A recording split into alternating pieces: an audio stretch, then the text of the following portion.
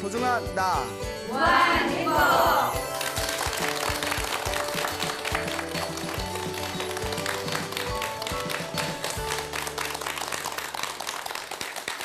예, 만나서 반갑습니다.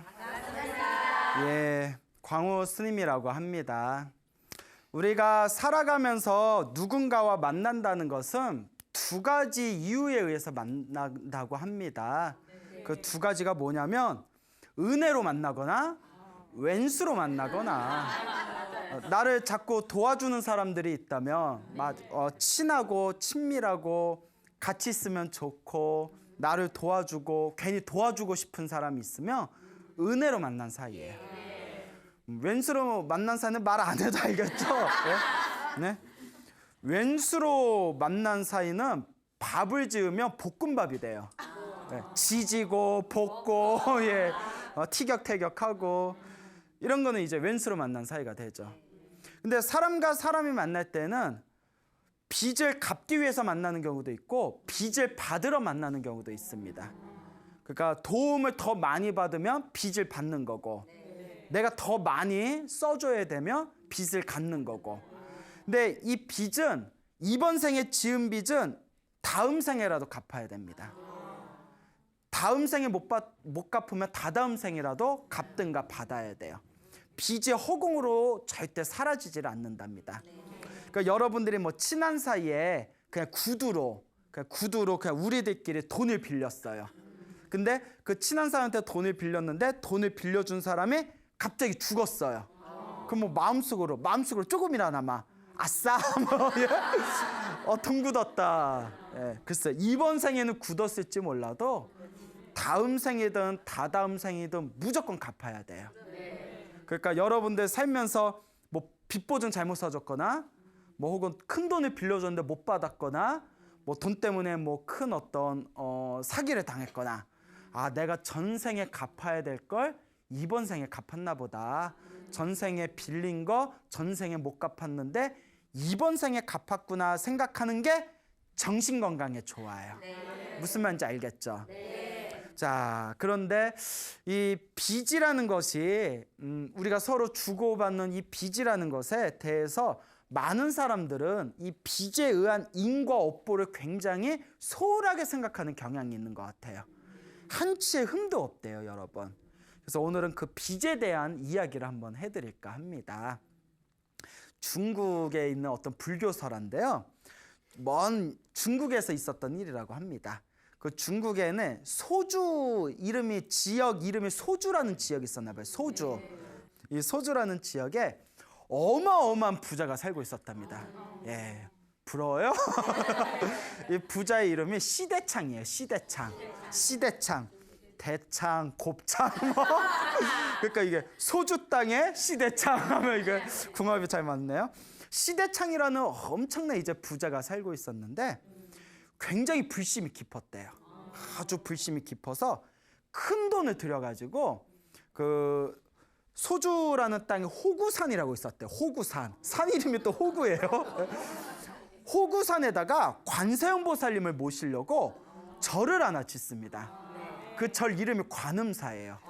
예, 관음사라는 큰 절을 짓고 관음전이라는 법당을 지었대요. 그래서 이제 관음전이라는 법당을 지었는데 이제 우리가 큰 절을 짓고 법당을 지으면 사람들을 모아서 낙성식이라는 걸 하거든요. 들어보셨어? 낙성식. 그래서 이제 낙성식을 하기 며칠 전에 이제 주지스님을 새로 모셔옵니다. 그렇죠. 절을 지었으면 주지스님이 계셔야 하잖아요. 그래서 주지스님이 이름이 단계 스님이셨대요. 단계 화상. 1단계, 2단계, 3단계. 이제 이름이 성함이 이제 단계 화상을 모셨는데 이 단계 화상하고 이제 주지스님으로 모셔가지고 이제 얼마 후에 이제 낙성식을 해야 되니까 절 구석구석을 열심히 청소를 했대요. 청소를 다 하고 나서 큰 법당에 들어가서 이제 시대창의 단계 화상하고 같이 이제 기도를 올리고 앞으로 이 절이 크게 잘 되게 해주세요. 많은 신도들에게 불자분들에게 힘을 줄 수 있는 사찰이 되게 해주세요라고 이렇게 축원을 올렸답니다. 그렇게 이제 축원을 올리고 난 뒤에 이제 스님하고 함께 이제 절에서 이렇게 밖으로 나왔는데 저희 뒤에 있는 뒷산에서 사람 막 울음소리가 들리더래요. 엉엉 사람 울음소리가 들리니까 이게 무슨 소리지? 무슨 소리지? 그렇잖아요. 새로 이제 절을 졌는데 뒤에서 막 사람 울음소리가 들리니까 찝찝하잖아요. 그래서 이제 같이 올라가 봤대요. 시대창하고 스님하고. 거 뉴쇼 하니까 왜 남자가 나무에다가 줄을 매달아 놓고 그 밑에서 막 울고 있는 거예요. 그거 뭐 이제 자살하려고 그러나 봐요. 몸 매달으려고. 그거 누굽니까? 누굽니까? 하고 봤더니 이보게 나 한경이네 이러는 거예요.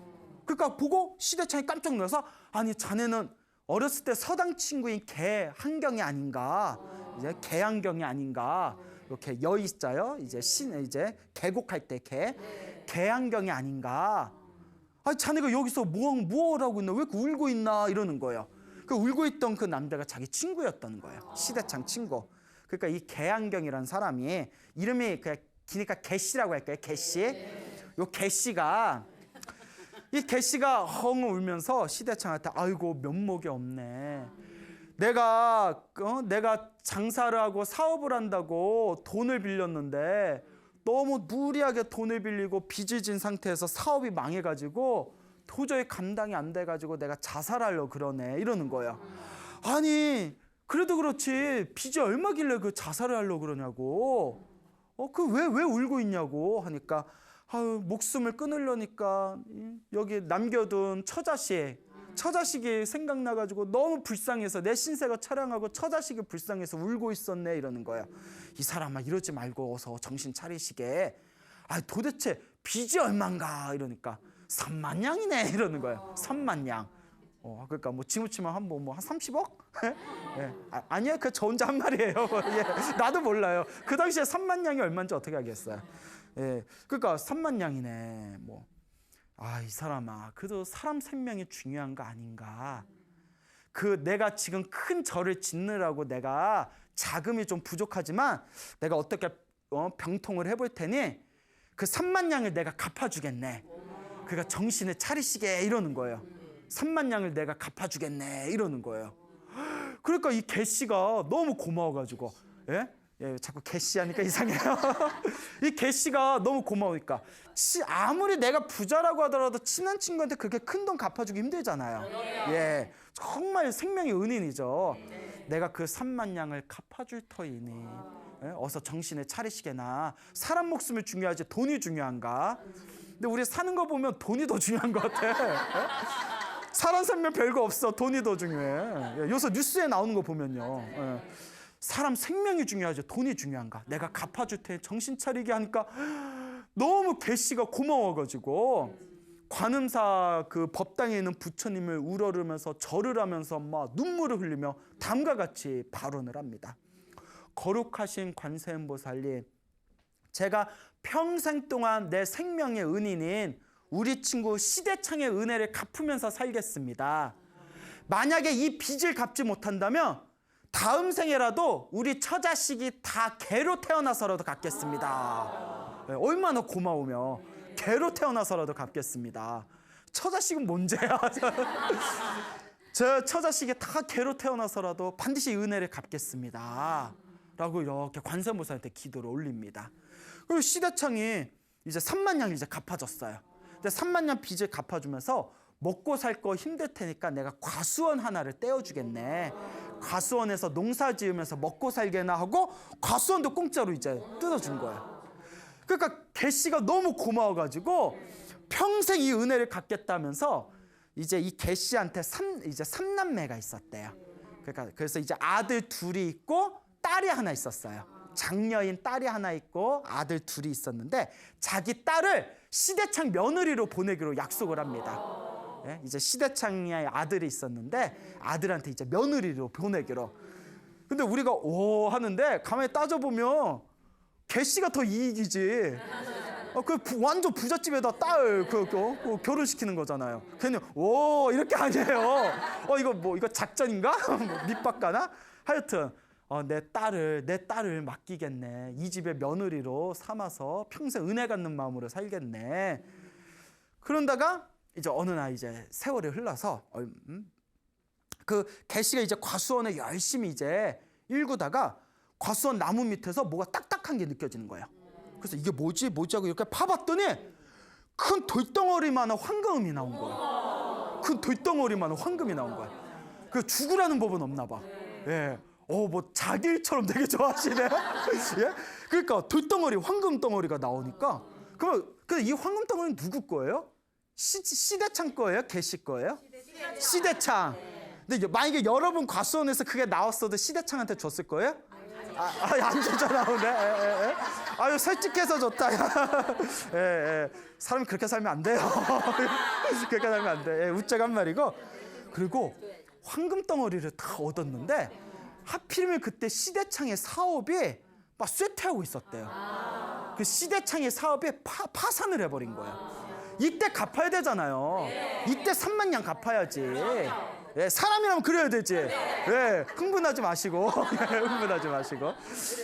그런데 야반도주를 했어요.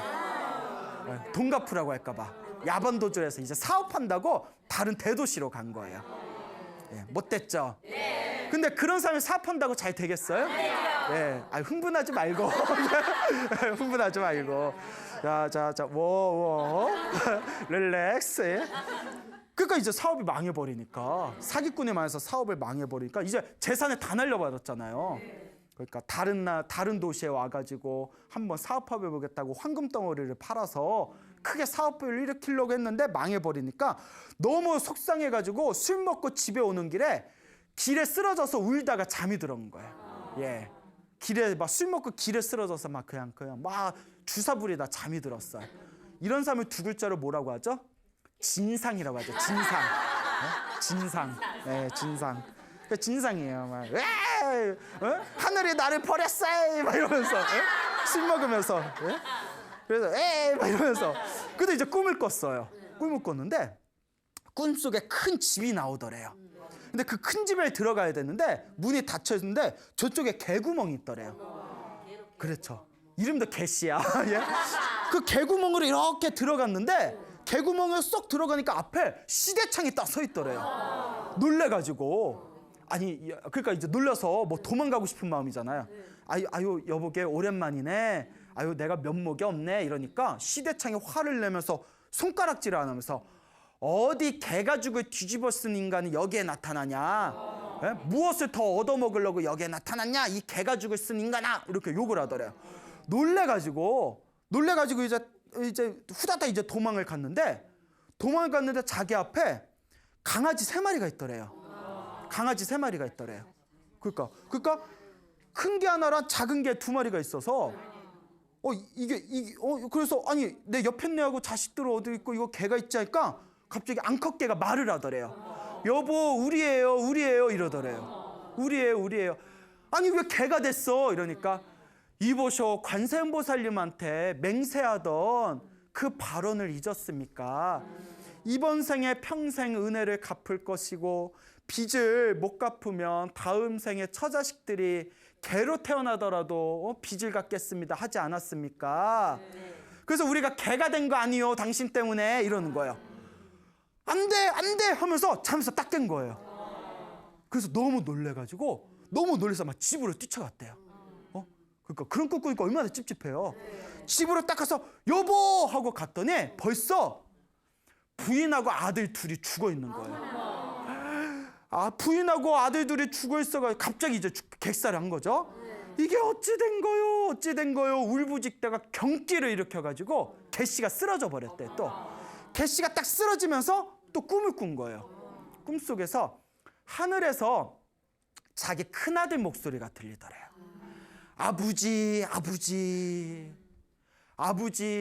아버지가 관세음보살님한테 맹세하기를 평생 은혜를 갚으면서 살되 이번 생에 빚을 갚지 못하며 다음 생 개로 태어나더라도 갚겠습니다라고 하지 않았습니까?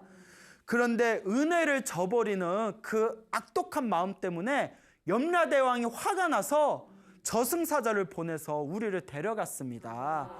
우리는 이제 곧 개로 태어날 겁니다. 얼마 안 있으면 아버지도 데려간답니다.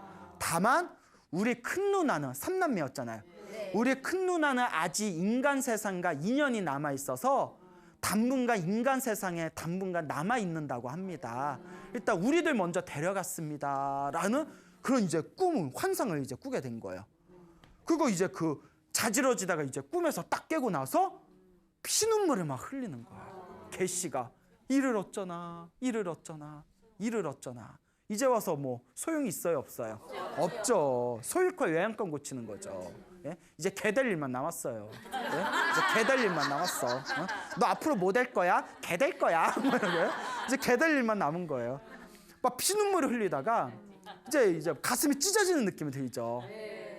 근데 옛날 중국이 얼마나 험해요. 그렇잖아요. 옛날 중국에는 막 마적단들이 있고 막 법도 지금처럼 제대로 정비도 안 돼 있고. 그러니까 이제 그 예쁘게 생긴 딸이 돈 없이 같이 이제 길거리에서 생활하면 딸이 무슨 해코지를 당할지 모르잖아요. 막 인신매매 당할 수도 있고. 그러니까 어떻게 해야 되나 하다가 이제 시대창에게 찾아가게 됩니다. 멀리 걷고 걸어서 이제 시대창 집에 와요. 그 시대창을 만나 뵙고 그 마당에서 무릎을 꿇고 손이 발이 되게 이제 비는 거예요. 이복의 친구, 어르신, 제발 한 번만 용서해달라고, 제발 용서해달라고. 근데 용서가 돼요, 안 돼요? 안 돼요. 그거 용서해주면 그 산이 무슨 산이라고 했어요? 아까 호구산이라고 했잖아요. 진짜 호구되는 거야. 예? 진짜 호구되는 거야. 그 시대창이 이제 못 본 척, 이러고 있으니까 그 옆에 있는 이제 그 시대창의 아들 있잖아요. 이 아들의 이름이 시환이었어요. 시환. 이 시대창의 아들이 아니 어르신 보자니까 너무하네. 예? 사람이 양심이 있어야지. 우리가 그렇게 도와줘서 돈까지 다 빚을 갚게 해주고 과수원까지도 만들어줬는데 우리 사업이 망할 때는 나몰라라 그 과수원에서 나온 황금덩어리 가지고 도망치더니 사업 다 망하고 나서 우리 집안이 다시 크게 일어나니까 이제 와서 뭐 꿀이라도 얻을까 해서 이제 온 거냐고. 이제 사업이 다시 크게 일어났나 봐요. 다시 부자가 됐나 봐요. 정말 너무한 거 아니냐. 사람의 탈을 쓰고 어떻게 이럴 수가 있냐고. 어서 꺼지시오 이러니까. 그러니까 막 손이 발이대로 막 비비니까 하인들이 와서 막 욕설을 하면서 막 때리고 네, 개씨는 막 피눈물 흘리면서 울부짖으면서 제발 한 번만 도와달라 그러고 용서해달라 그러고 그 옆에 있는 딸도 막 울부짖고 완전 아수라장이죠. 그러니까 개씨가 막 울면서 내 한 몸은 어떻게 돼도 상관없는데 부인도 죽고 아들 둘도 죽었다고.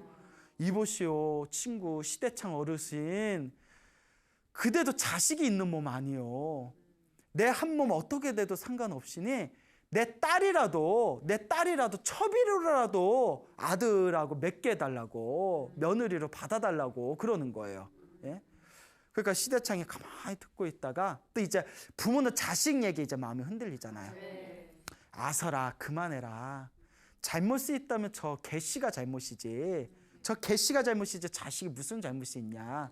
그래도 저 딸아이는 평소에 행실을 보면 참 착했던 애니까 시완이 이미 그 파혼을 하고 이미 결혼을 했나 봐요. 이미 결혼을 했으니까 저 아이를 첩으로라도 받아들여라. 첩으로라도 받아들여서 저 몸이라도 좀 잘 보호하게끔 해라. 그러니까 그때는 그게 최선의 선택이에요. 예. 그러면서 개씨한테 개씨야 네가 참 괘씸하지만 개씨야 네가 참 괘씸하지만 이제부터라도 정신 차리고 살아라 하면서 그렇게 이제 내보내게 됩니다. 그 개씨는 일단 딸이라도 살린 거잖아요. 길에서 데리고 다니다가 큰일 당할 수도 있잖아요. 그래서 이제 부잣집인 시대창에 첩으로라도 들어갔으니까 욕심 안 부렸으면 정실 며느리로 들어가는 거죠. 첩으로라도 들어갔으니까 그래 이제 딸내미 걱정은 없겠구나. 이 부잣집에서 조금 눈칫밥은 먹을지언정 굶어 죽지는 않겠지 하면서 어디로 가냐면 그 호구산 관음사로 들어갑니다. 관음사에 들어가서 그 단계 스님 있죠. 원래 주지스님 기억나요? 예, 기억나요? 예, 단계 스님 처음에 주지스님으로 모신 분 단계 스님 밑으로 삭발을 하고 스님이 됩니다. 스님이 돼서 시극한 마음으로 연부를 했대요. 오직 연부를 했대요. 오직 관세음보살을 불렀답니다. 그러면 세 가지 목표를 두고 첫째, 개가 된 처자식을 위해서 개가 된 처자식을 위해서 이제 그 기도를 올렸고 그 다음에 두 번째, 자기에게 은혜를 베풀어줬던 시대창이 행복하고 편안하게 살으라고 기도를 올렸고, 그렇죠. 그다음에 세 번째가 자기가 그동안 지었던 나쁜 죄업을 참회하면서 간절하게 기도를 올렸다고 합니다. 간절하게 기도를 올렸다고 하는데, 그렇죠 해도 그 시기에 그 집에서 강아지 3마리가 태어난 거예요. 수컷 2마리랑 암컷 1마리. 그 딱 누구겠어요? 예? 자기 처자식인 거죠. 꿈에서 봤던. 그것도 누구네 집에서 태어났어요? 시대창 집에 태어난 거예요. 그러니까 여러분, 개가 돼서라도 빚을 갚겠습니다. 그 지극한 마음으로 관세음보살 불렀대요. 부르고 또 불렀는데 어느 날, 몇 년 후에 어느 날 꿈을 꿨답니다. 꿈을 꿨는데 그 죽어서 개가 되었다는 부인하고 아들 둘이 딱 나타난 거예요. 아버지, 저희들 이제 좋은 데 갑니다. 아버지가 기도를 너무 열심히 하고 연부를 너무 열심히 해서 우리 업장이 다 소멸됐습니다. 아버지, 이제 우리 좋은 몸 받으러 갑니다. 가기 전에 인사드리러 왔습니다 하면서 싹 사라지더래요. 꿈을 꾸니까 너무 신기해가지고 그 절에 아는 사람한테 부탁해서 그 시대창에 가면 암컷 1마리, 수컷 2마리 개가 있는데 그 개들 잘 있나 좀 봐달라고 부탁을 했대요. 그래서 스님이 희한한 걸 부탁해네? 자기가 가기엔 좀 그렇잖아요. 그 시대창, 심부름 꾸민 시대창 집에 가서 여기 개 있어 하면서 개를 봤는데, 그 꿈을 꾼 그 다음 날에 그 개들이 3마리가 동시에 이유도 없이 죽어버렸대요. 야, 그 천도된 거죠. 개 몸을 벗고 새로 몸을 받았다. 그 소식을 듣고 이 개씨, 이 스님이 정말 불보살의 영험이 있구나 하면서 그 뒤로 더 열심히 기도를 했답니다. 지극한 마음으로 평생 빚을 갚는 마음으로 열심히 기도하고 연불하고 수행을 해가지고 나중에는 수많은 신도들의 어떤 덕과 신망을 얻어서 단계화상이 세상을 떠난 뒤에 그 관음사 주지스님이 됐대요. 관음사 주지스님이 되고 너무 열심히 이제 승려 생활을 하니까 신도들 다 인정한 거예요. 그러니까 이제 옛날 개씨였을 땐 정말 개 같았는데, 이제 옛날 개씨 땐 개 같았는데 이제는 스님이 돼서 내 전생에 지었던, 내 출가 전에 지었던 그 잘못을 참회하고 연불하고 수행하면서 큰 스님이 되신 거예요. 그래서 나중에는 그 시대창하고 다시 화해를 하고 이제 나이 80살 때까지 시대창과 함께 열심히 관음사에서 연불을 하면서 함께 이제 크게 장수를 누렸다라는 그런 불교설화가 전해지고 있습니다. 여러분, 이게 만만하게 볼 이야기가 아니에요. 우리 주변에 펼쳐진 모든 인연들 있잖아요. 아까 말씀드렸죠. 빚으로 만났거나 은혜로 만났거나, 은혜 아니면 왼수로 만난 거예요. 여러분 주변에 있는 강아지들 있죠. 개들 있죠. 개들도 아이고 내 새끼, 아이고 내 새끼. 이거는 그 개가 그 개하고 좋은 인연으로 만난 거예요. 내 새끼, 엄마 여기 있다, 엄마 여기 있다. 그 재미난 얘기가 있어요. 어느 아가씨가 키우는 애완견이 있는데, 조그만 애완견, 시추 같은 애완견 있잖아요. 예? 그래서 시추가 막 이렇게 재롱되면 시추래 뭐 이러잖아요. 아닌가요? 아니면 말고, 아니면 말고요. 제 말에 너무 신경 쓰지 마세요. 개를 들고, 애완견이 들고 전철을 탔대요. 전철을 탔는데 개가 여자 가슴 품에서 자꾸 낑낑 대더래요. 불안한지. 그러니까 엄마 여기 있어, 엄마 여기 있어 이러니까 옆에 앉아있던 할머니가 가만히 쳐다보더니 또 이렇게 쳐다보고 또 이렇게 쳐다보네. 여보게, 아가씨 어쩌다 개를 낳았어? 이러더래. 할머니가 어쩌다 개를 낳았어? 자꾸 내 새끼 이러니까 할머니가. 그러니까 이제 웃자고 한 말이에요. 그만큼. 그러니까 정말 내 자식 새끼처럼 키우는 애완견이나 애완동물은 전생에 좋은 인연. 그나마 개로 태어나도 좋은 인연 만난 거고. 저기 이제 더운 날에 된장 바르는 개들 있잖아요. 그런 건 정말 전생에 복을 못 지은 동물들이죠. 똑같이 축생으로 태어나도 복 많은 축생이 있고 복 없는 축생이 있대요. 참 신기하지 않습니까? 여러분 느끼시죠? 고양이도, 길고양이는 평균 수명이 몇 년 안 된대잖아요. 막 꼬리 잘리고 꾀죄죄하고 맨날 추운 데서 덜덜 떨고. 근데 어떤 고양이들은 의리의리한 집에서 주인 무릎 위에서 맨날 생선 깡통 팅 하고 생선 깡통 먹고 그런 고양이들 있잖아요. 똑같이 고양이도 복이 다르다니까요. 그러니까 어떤 분이 자기 고양이를 키우면서 소원이 있대요. 얼마나 고양이를 애지중지하는지, 나는 다음 생에 태어나면 나 같은 주인을 만난 고양이로 태어나고 싶다고. 얼마나 고양이를 아끼며 자기가 그런 생각을 하겠어요. 그러니까 개도 복 많은 개가 있고 복 없는 개가 있고, 고양이도 복 많은 고양이가 있고 복 없는 고양이가 있고, 그 축생도 참 희한해요. 그렇죠, 여러분? 그러니까 이 짐승들도 다들 자기 은혜 따라, 왼수 따라, 빚 따라 이렇게 또 만나지는 겁니다. 참 불교의 인과 업보, 이 인연과보가, 이 인연법이라는 게 정말 묘해요. 정말 묘합니다. 그러니까 여러분들의 주변을 살펴봤을 때, 여러분들이 전생에 복을 많이 지었으면 여러분들 주변에 있는 사람들이 이렇게 은혜로운 사람들을 만날 거고, 여러분들이 전생에 박복하게 살았으면 여러분들 주변에 있는 사람들이 여러분들 속을 다 휘집어 놓을 거고. 예. 제일 미치고 팔짝 뛰는 게 누구겠어요? 같이 옆에서 자는 사람. 예? 같이 24시간 봐야 되고, 예? 계속 잠잘 때도 옆에서 살맛대고 자야 되는데, 그 왼수로 만난 사이라고 해봐요. 제가 소나무에서 자주 말씀드렸죠. 정말 왼수 같은 인연이 깊으면 이혼도 안 돼요. 아, 나 이 사람하고 안 맞아, 못 살겠어 하고 깔끔하게 이혼 딱 하는 건 또 오히려 그게 복이 있는 거예요. 예? 그 사람 때문에 속이 덜 상하니까.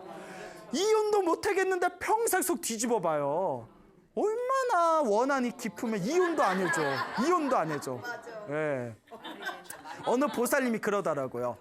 더 힘든, 더 미치고 팔짝 뛰겠는 게, 이 철없는 남편이 어느 날 밥 먹다가 옆에 있는 애들한테 그러더래요. 얘들아, 아빠는 죽으면 다음 생에 또 엄마 만날 거다, 이러더래요. 그 보살님이 갑자기 밥 먹다가 누구 맘대로 이러더라고요. 예, 그러니까 이제 웃자고 한 말이겠지만 그만큼 그 인연이라는 게 정말 묘합니다. 그렇죠? 예. 근데 어떻게 했어요? 다 자기 어변이에요. 다 자기 빚입니다. 예, 여러분들 인연 따라 만나는 거예요.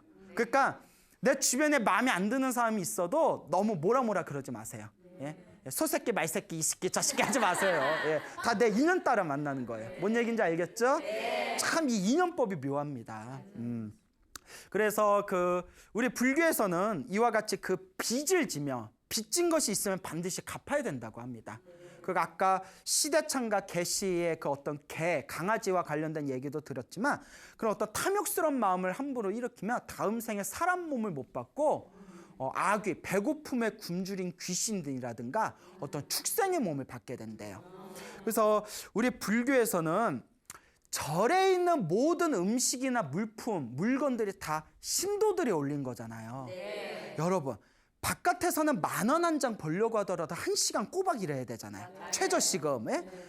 그런데 신도들이 그 10,000원, 20,000원, 30,000원이라도 자기는 정말 피땀 흘려서 그런 어떤 피눈물 흘리는 마음으로 힘들게 모은 돈을 절에 올렸을 때, 신도가 올린 그 돈이나 물질, 물건에는 얼마나 그 시주의 은혜가 가득히 배어 있잖아요. 그렇죠? 그래서 옛날부터 불교에서는 신도가 올린 시주물을 삼보정제라고 불렀어요. 뭐라고 했다? 삼보정제.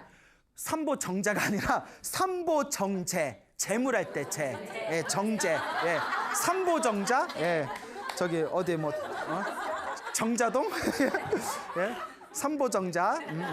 삼보정제. 불법 승. 삼보. 부처님과 가르침과 스님들께 올린, 삼보에 올린 깨끗한 맑은 재물이다라는 뜻이에요.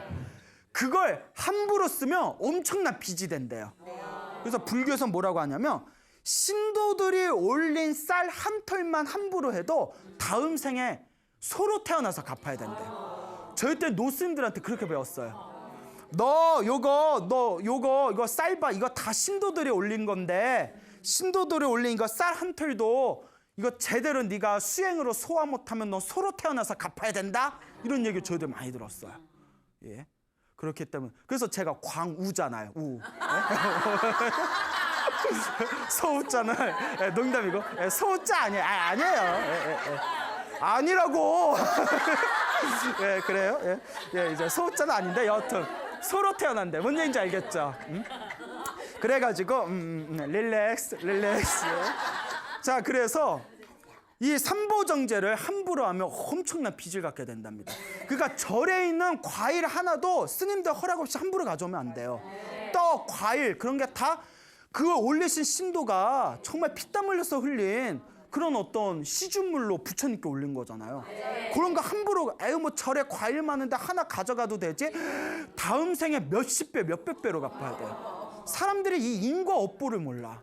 가끔 절에서 오래 다니다 보면 아우 뭐 절에 과일 많은데 그냥 좀 가져가도 되지 하고 쏙 가져가면 큰일 납니다. 전문 용어로 한 방에 훅 간다고 하죠. 한 방에 훅 가. 그거 뭐 많이 가져갔구나, 많이 가져갔어. 아니 스님한테 허락 받아 가져가는 건 돼요. 근데 이제 몰래 가져가는 건. 반대로 옛날에 실제로 이런 일이 있었대요. 절에서 큰 공사를 하잖아요. 절에서 공사하면 그 돈이 다 어디서 나와요? 신도들이 다 올린 거잖아요. 그 신도들이 정성으로 올린 그 돈으로 절에서 공사 같은 거 하는데 만약에 막 공사하는 사람들이 뒤에서 그 돈 빼돌리고 하면 다음 생에 소로 태어나거나 구렁이로 태어난다. 이런 내용이 많아요. 그래서 그거에 대한 재미난 이야기를 해드리겠습니다. 그 옛날에 있었던 일이래요.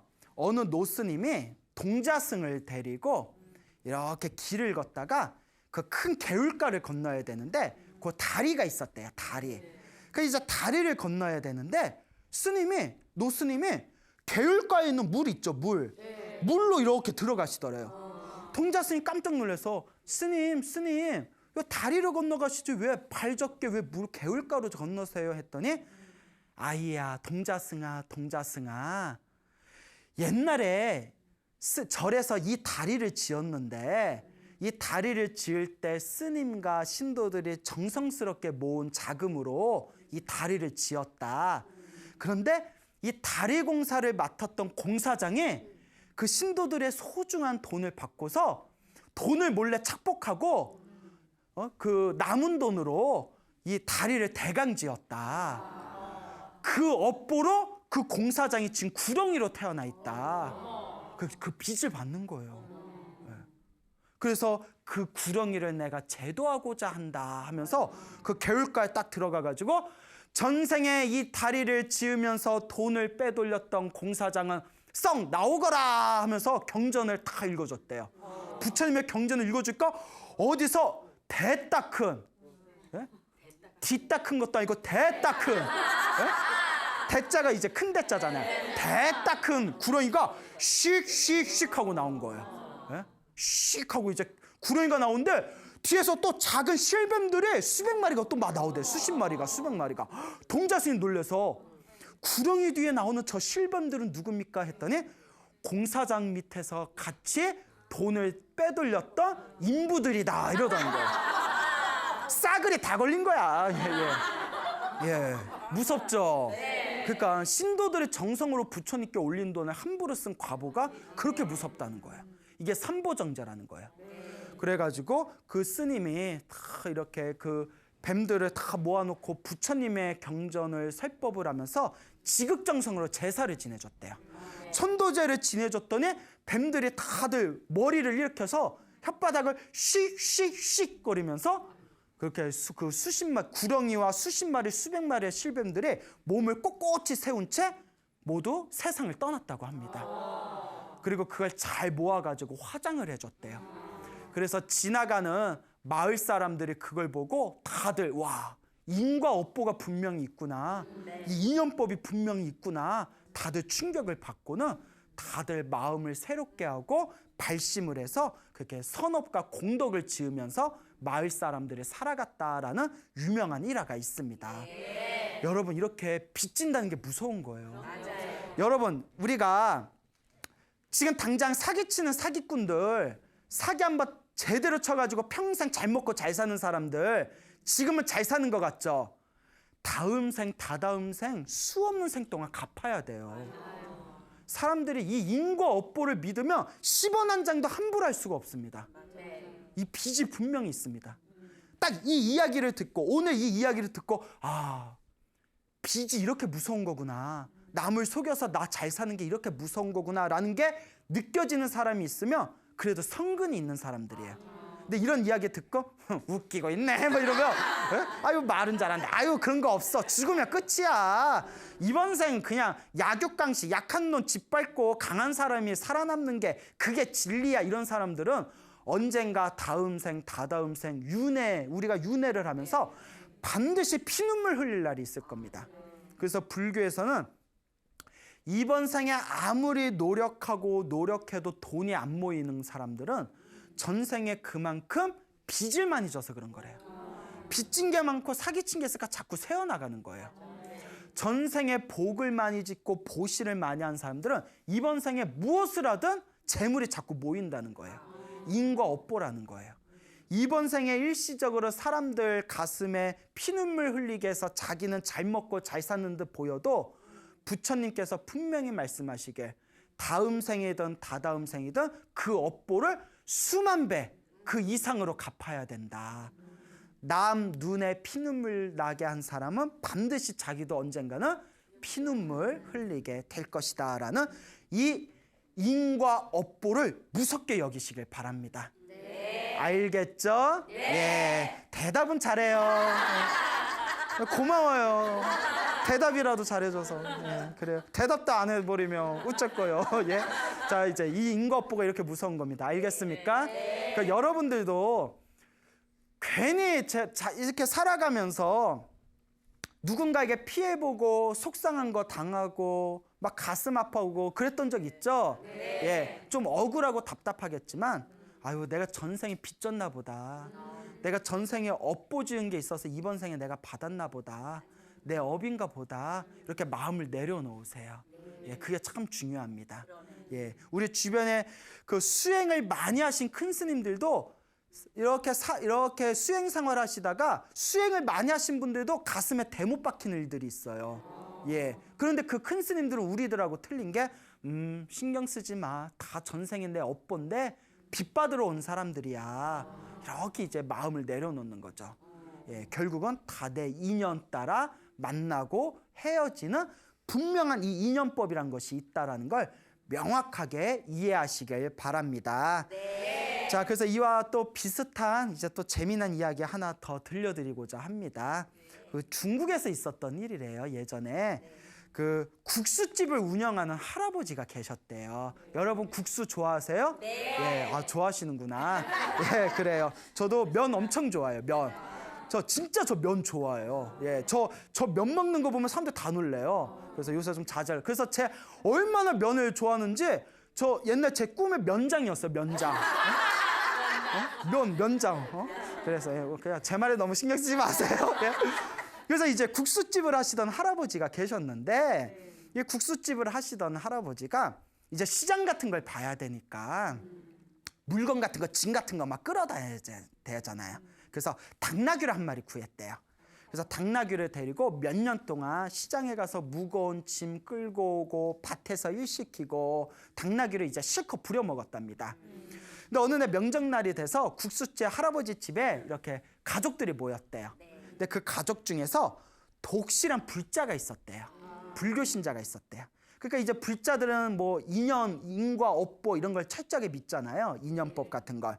근데 당나귀가 땀을 뻘뻘 흘리면서 힘들게 일하는 모습을 보니까 요 가족 중에 불자였던 분이 가슴이 찡한 거예요.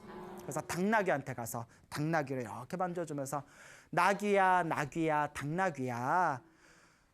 내가 너를 위해서 염불을 해줄 테니까 다음 생에는 축생몸 받지 말고 좋은 몸 받아라. 내가 너를 위해서 염불해 줄 테니 다음 생에 좋은 몸 받으면 부처님 은혜 갚아라 하면서 나무 아미타불 이렇게 지극정성으로 염불해주고 축원을 해줬대요. 그래서 이렇게 그날 이제 그 불자가 그 할아버지 국수집에서 이렇게 잠을 잤는데 그날 꿈을 꿨답니다. 꿈에 당나귀가 나타나더래요. 당나귀가 딱 나타나더니 말을 하더래요. 당나귀가 말을 하더래요. 아저씨 고맙습니다. 저를 위해서 기도해줘서 고맙습니다. 근데 아저씨 제가 전생에 국수집 할아버지한테 금 다섯 금을 빚진 게 있습니다. 5금 빚진 걸 다 갚기 전까지는 제가 여기서 떠날 수가 없습니다. 어쨌거나 너무 고맙습니다 하고 인사를 하더래요. 꿈에서 깨니까 너무 신기하잖아요. 목미? 막 이러면서. 그래서 이제 국수째 할아버지한테 얘기를 했대요. 꿈 얘기를 하니까. 그리고 요새 그런 얘기하면 야 어디서 이상한 꿈 꾸고 사기치냐. 근데 옛날 사람들 순진했잖아요. 순수했잖아요. 그래? 그래서 이제 딱 당나귀가 있는 곳에 가가지고 거기 이제 그 사람들하고 같이 가서 그 꿈 얘기가 신기하니까 할아버지가 당나귀를 만져주면서 당나귀야 그동안 내 밑에서 일해줬으니까 너와 나의 빚은 다 사라졌다. 너와 나의 빚은 이제 여기서 다 해결했으니까 너 하고 싶은 대로 해라 하고 큰 소리로 외치니까 갑자기 당나귀가 힝 하고 울더니 그 자리에서 갑자기 움찔하면서 숨이 딱 끊겨버렸대요. 그러니까 빚을 다 갚으니까 이제 이게 축생의 몸을 벗겨준 거예요. 정말 무섭죠? 이런 이야기가 많습니다. 여러분, 우리가 수없는 과거 전생에서부터 지금까지 살아오면서 얼마나 많은 빚들이 있겠어요. 지금 일어나는 모든 인연들이 다 빚을 갚기 위함이거나 혹은 빚을 이제 또 돌려주기 위함입니다. 서로가 은혜와 원수로 만난 사이이기 때문에 은혜로 만난 사이는 더 아름답게 우리가 가꾸어 나가야 되고 왼수로 만난 사이는 우리가 기도의 힘을 통해서 지혜롭게 닦아 나가야 됩니다. 그러니까 여러분, 이 세상에 공짜는 없습니다. 그거 빚은 반드시 갚아야 됩니다. 여러분, 그동안 빚진 거 있으면 채무 관리 잘 하시고요. 채무 관리 잘 하시고 이번 생에 빚 시원하게 갚으시고 그리고 기도 열심히 하셔서 여러분들 업장의 빚도 이번 생에 시원하게 녹여내시길 바랍니다. 알겠죠? 여러분, 행복해지고 싶습니까? 행복한 삶을 창조하고 싶습니까? 복을 지으십시오. 선업을 지으십시오. 공덕을 쌓으십시오. 복과 선업과 공덕의 힘이 여러분들을 진정한 행복의 길로 이끌어 줄 것입니다. 오늘 여기서 마치겠습니다. 소중한 나 무한 행복.